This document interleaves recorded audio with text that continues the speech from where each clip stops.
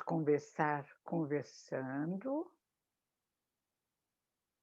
hoje numa tarde de sol, vamos conversar sobre o sentido da vida.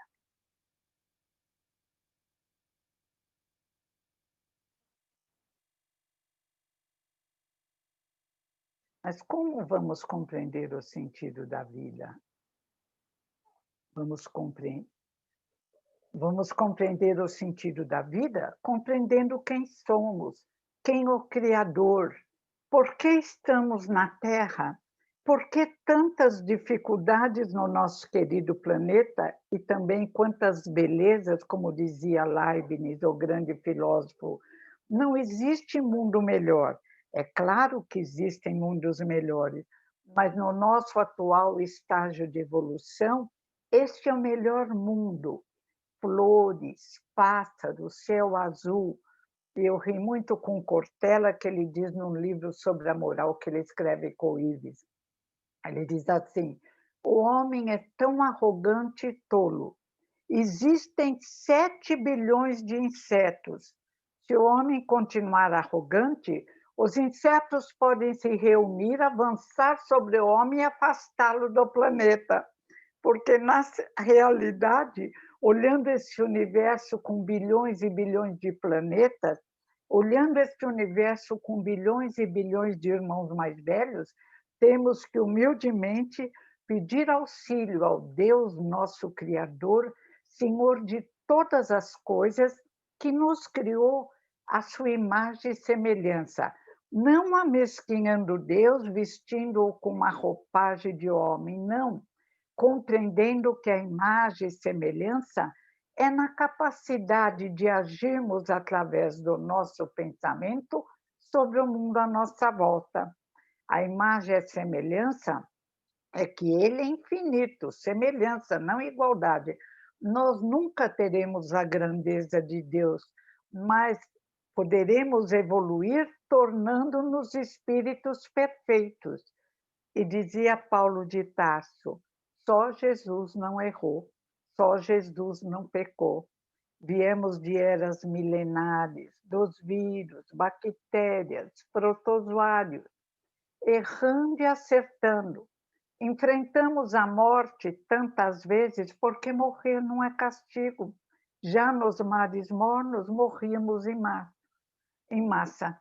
E criação divina temos em nós quando fomos criados a marca de Deus, uma estrela iluminada, a constituição divina, também apresentada para estimular a fixação no cérebro do corpo físico a Moisés, as leis divinas escritas na pedra.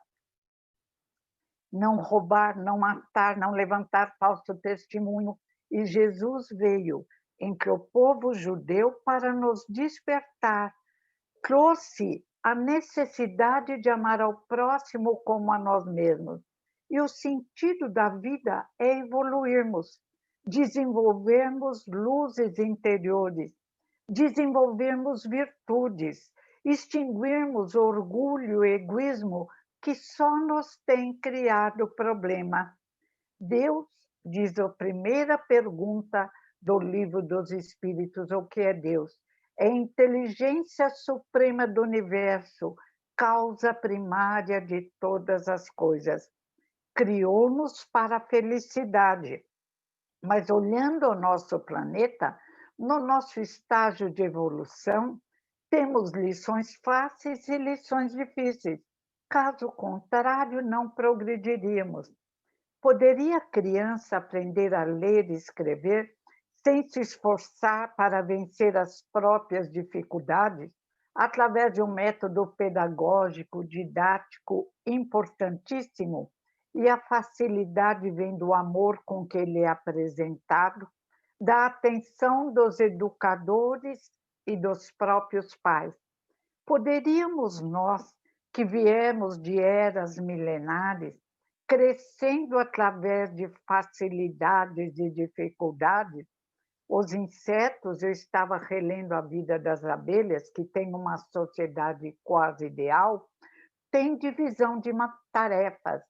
Tem dificuldade quando vem nos países que nevam o frio muito intenso.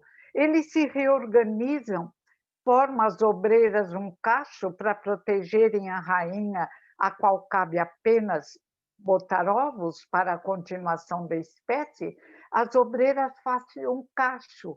Quando aquecem, bebendo também um xarope de açúcar, as pesquisadas, e aquecem o próprio tórax, aumentando o calor da colmeia que se mantém estável. É castigo? Não. É método didático maravilhoso que permite ao ser se construir através de experiências agradáveis e de experiências desagradáveis. Mas temos uma força interior por nós desconhecida. Já devíamos conhecê-la. Jesus apresentou também, se olhares para uma mulher, já cometeste adultério. E os parapsicólogos hoje, depois de Kardec, a apresentam com a mesma força. Construímos o que pensamos. Eles construíram lâmpadas que se acenderiam por nosso pensamento. E pensando firmemente, permitiam o acender das lâmpadas sem utilizar energia elétrica. Construíram também pequenos aparelhos movidos pela força do nosso pensamento, embora ainda não conseguimos utilizar toda a nossa força. Convidar o casal Povazzi na França a realizar a mesma experiência dos faquires, fazer acelerar o crescimento das plantas. E eles, o casal, dividiram plantas em 2 tipos de vasos. Um grupo de vasos recebia pensamento firme: cresçam, vocês são maravilhosas, apresentem flores. E houve um acelerar que deixou os próprios pesquisadores admirados. O outro grupo de vasos recebia apenas água e foi naquele crescimento lento. Imaginemos o nosso pensamento sobre nós mesmos. Eu posso, eu quero, eu consigo, ligado às ondas de luzes que invadem o planeta Terra, que estão em volta do nosso planeta, junto também a ondas de sondas que, alegoricamente, imaginaríamos mais pesadas, mais embaixo da Terra. Mas o nosso pensamento tem uma força que se dirige para as nuvens de luz e as atrai, e melhora o nosso próprio modo de ser. Quem diz hoje isso são os cientistas, o Dr. Roberto Calil, o Dr. Álvaro Avezum, Dr. Francisco Cajazeiras e o Roberto Calil Álvaro não são espíritas, que eu saiba, mas o doutor Cajazeiras é de espírita, Francisco Cajazeiras, e explicaram que o nosso pensamento age sobre nós mesmos, melhorando todo o funcionamento do nosso corpo físico. Age sobre nós mesmos, facilitando que os remédios da alopatia ou homeopatia, quando nos são ministrados, atuem com mais intensidade. Somos responsáveis por nós mesmos, pela construção do nosso destino através das várias encarnações. Mas somos responsáveis por nós mesmos, por nossos pensamentos, pela utilização de pensamentos de alegria, de pensamentos de união com as ondas de alegria sadia que envolve o querido planeta Terra, do nosso pensamento ligado aos nossos irmãos mais velhos e emitindo o nosso pensamento num sentido de amor, de auxílios que necessitam, de compreensão de nossos irmãos. Pensem como quiserem, tenham a aparência física que não é nada. O corpo físico maravilhoso é apenas para desenvolvermos o nosso caráter universal, a compreensão de que somos indivíduos universais e que estamos nos preparando para agirmos como tal. indiferentes a cores e a formas físicas, porque quando começarmos mais adiantados a participar da vida do universo, com o encontro de vários amigos de vários planetas, existirão os vermelhos, amarelos, verdes, azuis, os altos, os baixos, os gordos, os magros, os com olho só, os com vários olhos, aqueles que nem têm sequer são transparentes. Há que dilatar a nossa compreensão da vida. E é essa a função do Espiritismo. Ah, mas disse Kardec, qual a natureza de Deus? E a resposta da equipe do Espírito da Verdade, que sempre o assessorava, foi magnífica. Não podeis conhecer Deus, ainda sois muito pequenos. Não vos percais num labirinto do qual não poderíeis sair. Se pegássemos um índio de uma tribo que não houvesse entrado em contato com o homem e o trouxéssemos para a civilização, ele não teria material suficiente para entender toda a tecnologia que nos assessora. Assim somos nós, crianças pequenas, amadas incondicionalmente por esse Pai Criador, mas não temos ainda a possibilidade, mas sabemos, conhecendo os atributos, que Ele é misericordioso, bom, que age sobre a energia cósmica universal, que é uma nebulosa na qual estamos mergulhados, velando por nós, que permite que tenhamos ao nosso lado um espírito protetor, um anjo da guarda, que nos ama infinitamente, que não nos impede de agir.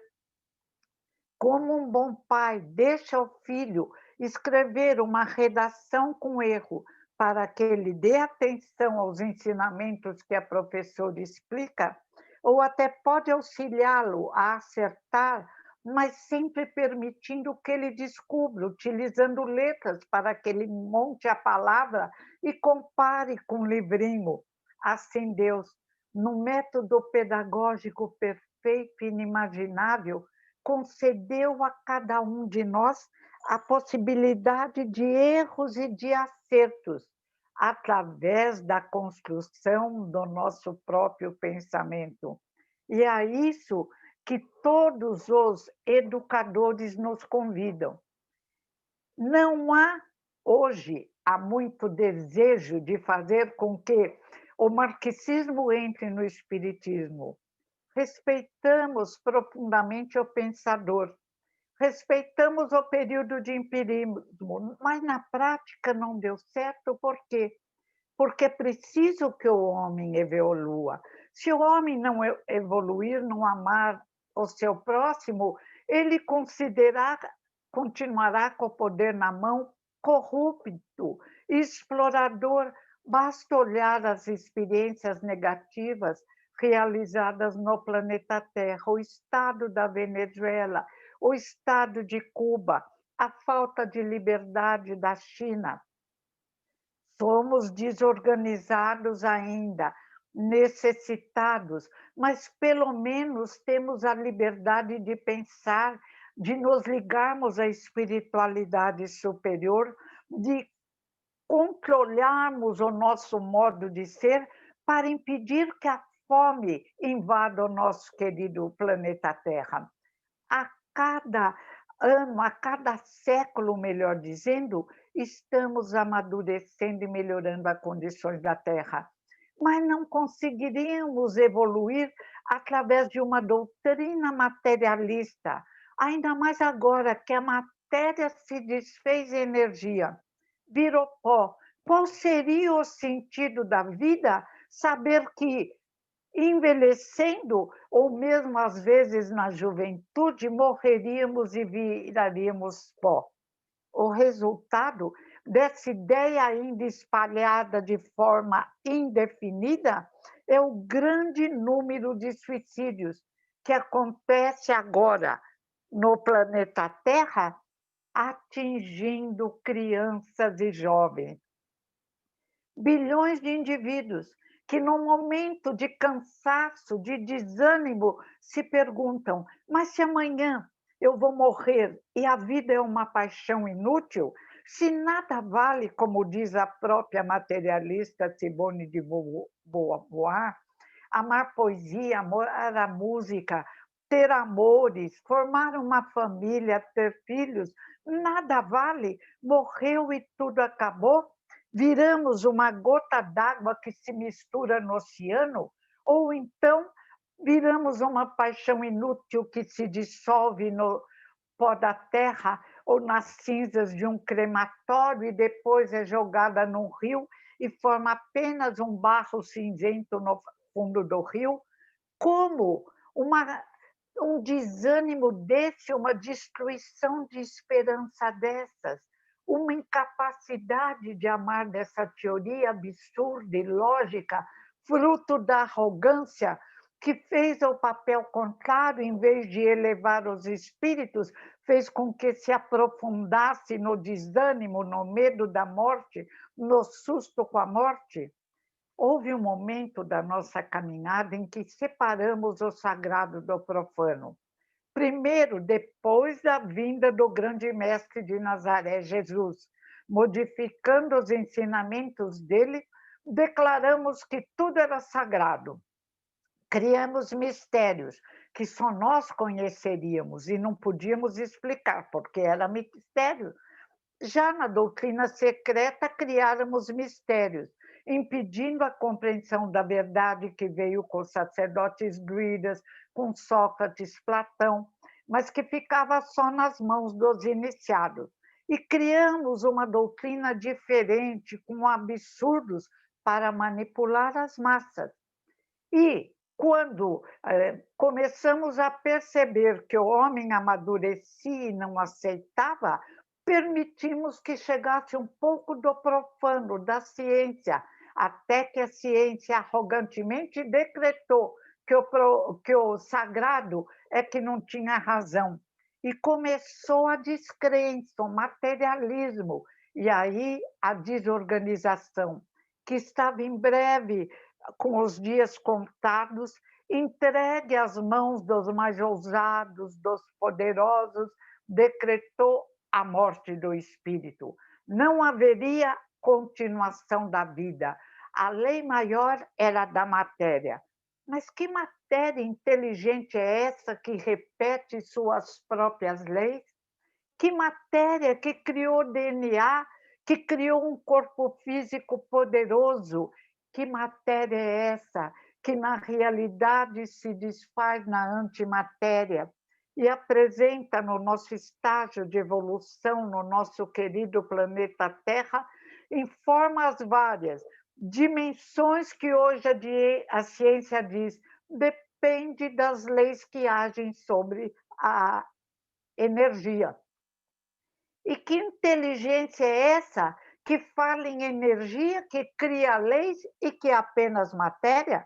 Se a matéria não consegue se moldar e sequer se governar, onde está o materialismo? Se desfez dando vez à energia cósmica, à energia universal, cujas leis inteligentes para nós de Deus o Criador, para quem quiser dê o nome de leis, mas reconheça leis inteligentes que agem sobre a energia cósmica universal e que condensam essa energia das formas desejadas no corpo físico, no perispírito, nos planetas, seres e coisas mergulhados na energia cósmica, diz André Luiz, como peixes no oceano.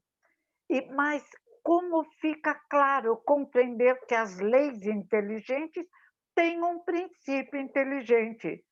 Demos o nome de Deus, outros Jeová, outros um anjo que harmonizou Maomé, não importa. Hawke, o físico cadeirante, chama essa energia de ciência, inteligência da ciência. Tudo bem, mas essa inteligência é quem tudo cria, é Deus. E tudo é criado da condensação de energia, menos nós espíritos. O que somos nós? centelhas etéreas, luzes, centelhas divinas, mentes extrafísicas revestidos no nosso atual estado de evolução, de um perispírito, de um corpo de energia que irradia, que encarnado nos liga ao corpo físico, mas ultrapassa o corpo físico produzindo fenômenos maravilhosos. E que quando morremos, este corpo magnífico tem prazo de validade. Quando morremos, saímos, largamos o corpo físico e as experiências de Kirov na Rússia, ex-materialistas parapsicólogos que se dobraram porque viram nos aparelhos magníficos o que Kardec vira através do médium, o corpo que eles chamaram de bioplásmico, que nós chamamos de corpo de perispírito, e que eles descreveram com as mesmas qualidades que Kardec, melhor dizendo, descreveu o nosso perispírito. Eles falaram: o corpo bioplásmico se assemelha muitas vezes a um céu constelado cheio de luzes. Se pensamos bem, palavras dos parapsicólogos, começa com Joseph Heiner, criador da ciência chamada parapsicologia, unida à psicologia, sua esposa Luisa Heiner, Sol, Carrington, vários pesquisadores que tiveram que reconhecer que existe este corpo de luzes. E este corpo, quando pensamos bem, se expressa em luzes. Quando pensamos mal, mesmo pensamentos de ciúmes, desânimo, inveja, ai, me dói aqui, me dói ali, ai, estou velho, sou inútil. Para com isso. Você está construindo suas dores, seus problemas. Se por uma escolha anterior no mundo espiritual vierem, vamos usar os pensamento positivo e os recursos da medicina e da casa espírita para amenizar. Mas se não estão vindo, por que criar? Por que nos expressarmos em pensamentos de desânimo, de tristeza, de revolta, de inveja, quando fomos criados para amar ao próximo como a si mesmo? Quando a única forma de sermos felizes e saudáveis é aprender a amar ao próximo, a respeitar ao próximo, a todos os seres orgânicos e inorgânicos deste querido planeta onde estamos aprendendo a arte de bem viver, a arte de ser felizes, a gratidão a Deus por ter nos criado de uma forma tão maravilhosa. Se o materialismo traz esse cansaço, esse desânimo, este desejo de fuga de um mundo que tornamos difícil, o espiritualismo, pelo contrário, dilata o nosso horizonte. Estejamos ou não neste corpo físico ao qual tanto devemos, somos indestrutíveis, somos deuses, somos luzes, somos o sal da terra e vamos salgá-la. Somos luzes quando damos as mãos na construção de um mundo melhor. Somos deuses, somos luzes quando só fazemos ao próximo aquilo que desejamos que o próximo nos faça. Não por castigo, mas por consequência, quando não amamos o próximo, quando não somos o céu da terra, quando não nos expressamos como um homem novo, indivíduo novo, que vai criar um mundo novo, que acredita num poder superior, que sabe a sua fragilidade do ponto de vista físico, mas que também reconhece a sua força interior, como disse Jesus, deuses e luzes do ponto de vista espiritual, quando age bem, e sabe também que mesmo se agirmos mal, teremos outras oportunidades através das várias encarnações, porque uma só encarnação não daria para formar um Einstein, aquele indivíduo que diz: eu creio em Deus. Não daria para criar um Gandhi, aquele indivíduo maravilhoso que dizia: Não hajam com violência, nem por pensamentos, nem por atitudes, porque a violência só gera sofrimento e dor. Por isso não podemos ser marxistas, porque Gandhi libertou a Índia através do amor, de passeatas pacíficas, de orações, e no caso dele, do pensamento dele, de jejuns, que nós dispensamos, porque o nosso pensamento é uma força. E Gandhi disse: eu prego a pacificação porque eu sigo Jesus, os cristãos não seguem Jesus. Fomos violentos na Inquisição, fomos violentos na Terra Santa e deu no que deu, só criamos problemas para nós mesmos. Só o amor constrói, só o amor transforma, só o amor nos educa. Na medida em que permitimos que esta flor divina comece a se desenvolver em nosso interior, já nos sentimos melhores.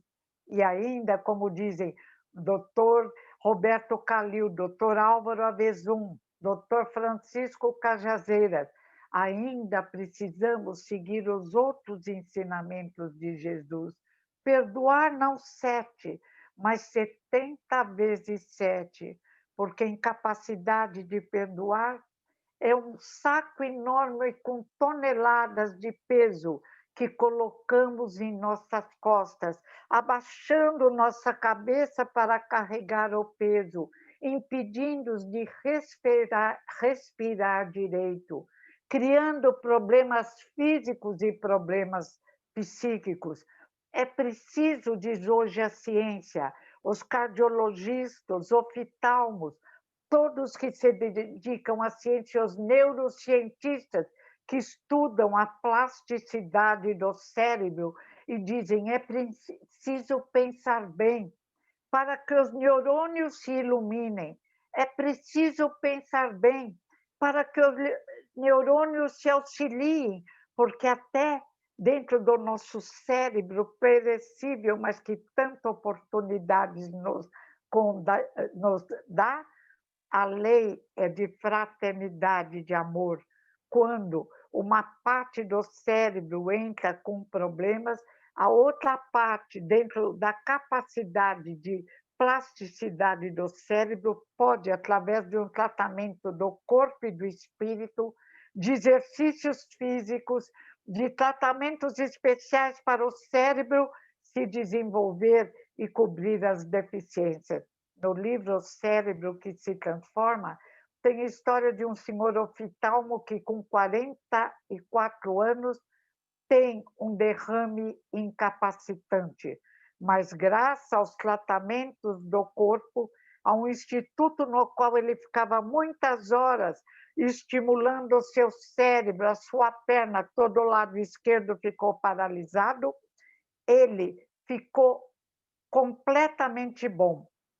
Voltou a clinicar, só que disse que não iria mais fazer operações, porque caso ele tivesse algum outro problema, e não teria, mas o seguro, se alguém tivesse um problema, poderia dizer que a incapacidade era dele. Somos criados à imagem e semelhança de Deus. A cada instante agimos sobre nós mesmos, sobre aqueles que estão à nossa volta, sobre aqueles que estão a muitas distâncias, porque o pensamento, diz o russo materialista Vassiliev, que quis tornar as experiências materialistas, mas não deu, então ele saiu pela tangente. O pensamento é uma energia desconhecida que nada consegue deter, nem barreiras elétricas, nem eletromagnéticas. E o Espiritismo diz: o pensamento é uma energia conhecida, nós somos pensamento e vontade, inteligências e morais do universo, e temos a capacidade de pensar modificando situações para melhor, modificando-nos para melhor, organizando uma terra de regeneração, de paz, de amor, de crescimento espiritual. Este é o sentido da vida. Aprendemos a pensar, nos educarmos e transformarmos o nosso planeta querido tão castigado por nossa incompetência administrativa, no mundo de paz, com rios e mares belíssimos, sem poluição alguma, com uma atmosfera preciosa, fruto de pensamentos melhores. E os alunos que não conseguirem acompanhar a escola, não por castigo, mas para o bem deles mesmos, para não serem humilhados, continuarão os estudos em planetas de provas e expiações. Este é o sentido da vida, prepararmos-nos para uma grande felicidade e permitamos por um segundo o nosso pensamento de gratidão se voltar para Deus num pensamento de fé e de paz. Obrigada, Deus, por nos criarem com tantas possibilidades e por permitir, através da Escola Terra, desenvolvê-las para nos tornarmos os indivíduos novos, a imagem e semelhança do nosso irmão mais velho, Jesus de Nazaré. Obrigada.